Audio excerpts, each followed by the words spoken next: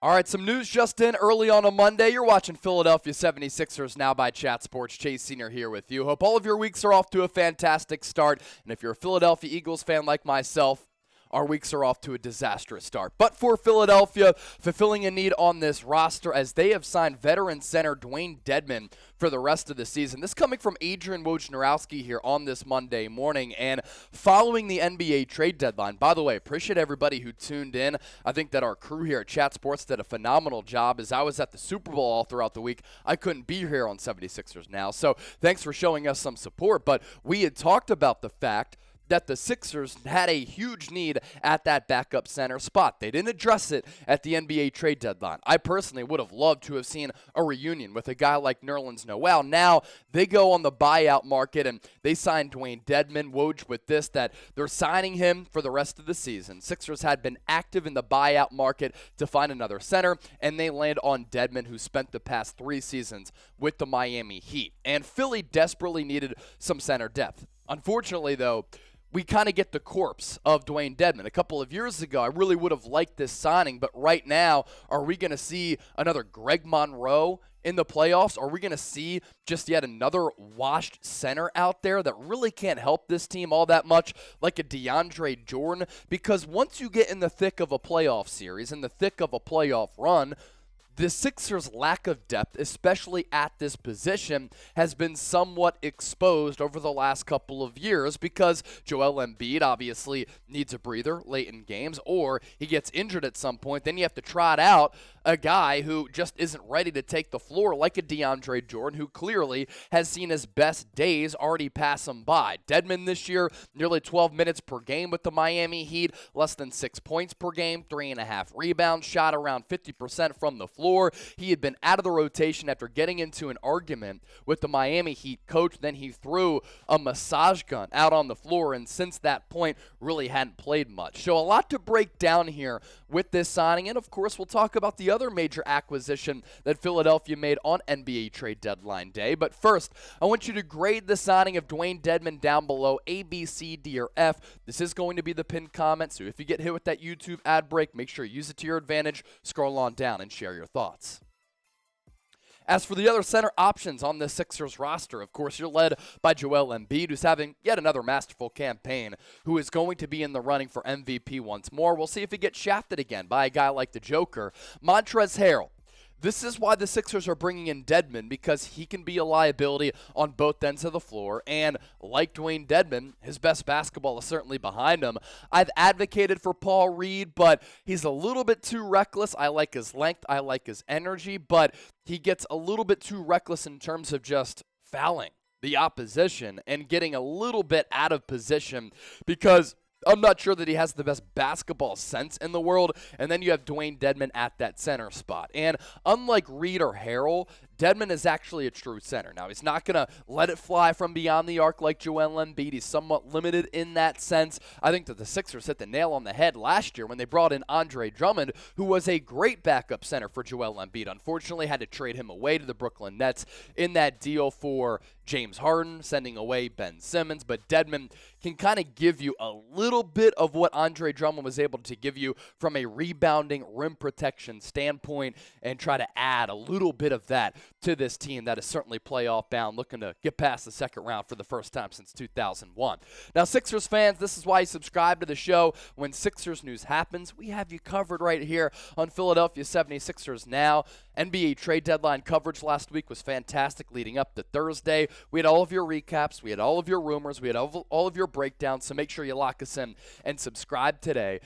My name is Chase Senior. Grew up a Philadelphia 76ers fan, so to be able to host this channel here on 76ers Now, talking about the childhood squad, has certainly been awesome for me.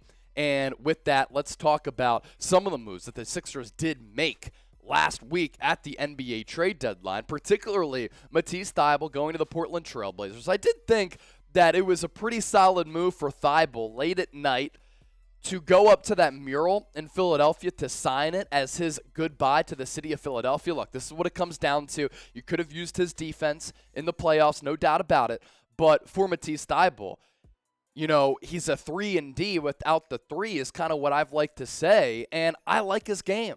I think that Thibault has a bright future if he can knock down some three-pointers, but with the current construction of this roster, for him to not be able to hit threes consistently is a massive, massive problem. And now he's going to go to the Trailblazers, a team that gave away Gary Payton II, who is a very good defender. They trade him away to the Golden State Warriors as the Warriors wanted to rid themselves of that James Wiseman contract. And Thibault now will step into that role that GP2 was supposed to occupy before he got injured this year and barely played after getting that big contract in NBA free agency. So the Sixers in the process bringing back McDaniels, who I actually think is a pretty solid player. He's not going to light the world on fire by any means. 10.5 points per game this year, 44.8% from the deck. I thought that in his season debut, he did play pretty well for Philadelphia over the weekend, but Jalen McDaniels is not a player who is going to be a massive component of your playoff rotation, but what does he do?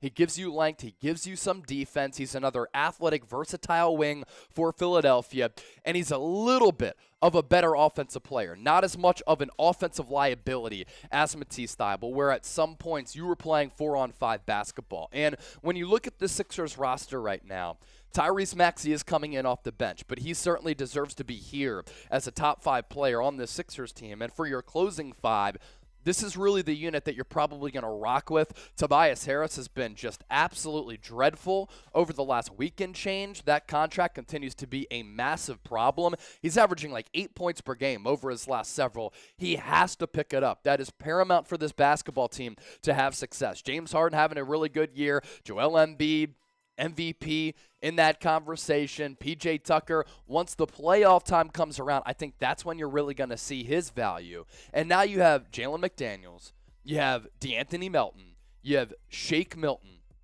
and a couple of other good bench pieces, George Niang, Montrezl Harrell, where I think that this Sixers team might be just a tad deeper than it was last year. And from my seat, I think that this trade was kind of a no-brainer for Philadelphia.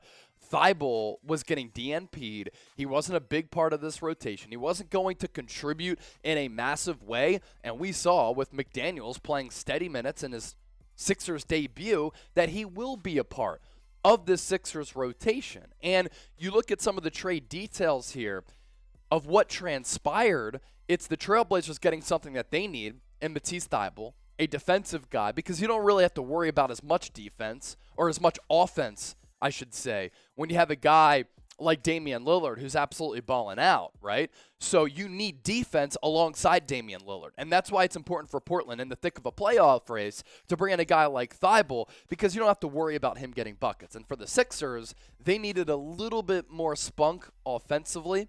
So they get that in McDaniels, as well as some length and athleticism.